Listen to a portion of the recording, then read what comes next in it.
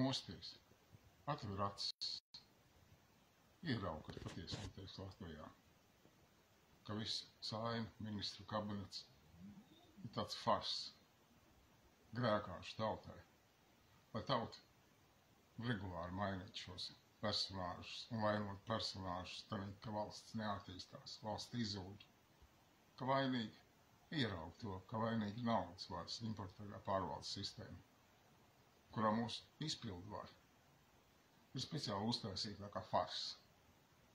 Vakar tu biji grāmatvedis, šodien jau valda visas valsts labklājības nozara. Vakar bija jurists, šodien jau esi ministra prezidents. Nevar tā būt.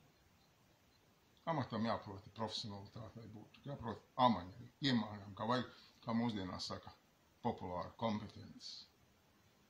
Atver acis un ierauga, kas notiekās pa farsu mūsu valstī. Mosties, celies, apvienojies, rīkojies. Latvija ir tavās rokās.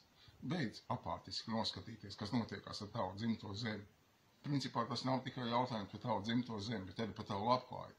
Tavu dzimtajā zemi tiek izsaimniekot miljardos, un tu to noskaties apātiski. Ja nebūtu šī izsaimniekošana, tavu labklājību vismaz reizes divas būtu lielāka. Un galvenais, kas mums šodien jāizdara, mainot sistēmu, lai valsts izpildvara ir profesionāli, motivēta, ieinteresēta tavā labklājībā, valsts labklājībā, gaišā labklājības nākotnē. Nevis kaut kādu, vakar viņš bija sētnieks, šodien vakar bija nabagmājas sētnieks, šodien prezidents un valdnieks. Ja? Nevajag šo mūru. Vienojamies, mēģinām 13. janvārā būt vienoti stipri.